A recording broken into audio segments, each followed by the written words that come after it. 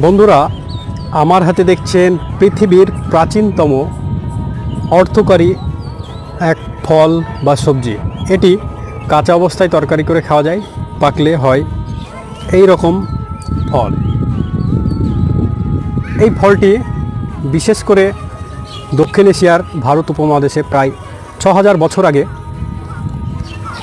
বনে আবিষ্কার করা হয়েছিল।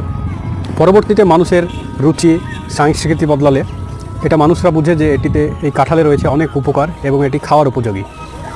পরবর্তীতে পর্তুগিজ নাবিকরা যখন কালিকটে আসে এবং তারা গোটা পৃথিবীতে এই কাঁঠালের চাষাবাদ ছড়িয়ে দেয়। অন্যদিকে আরেকটি তথ্য পাওয়া যায়, এটি মালয়েশিয়াতেও প্রথম চাষ শুরু হয়েছিল। তবে এই কাঁঠালে রয়েছে বহু গুণ, রয়েছে ভিটামিন সি, পটাশিয়াম এবং ফাইবার, রয়েছে অ্যান্টিঅক্সিডেন্ট যা রোগ প্রতিরোধ ক্ষমতা বাড়ায় এবং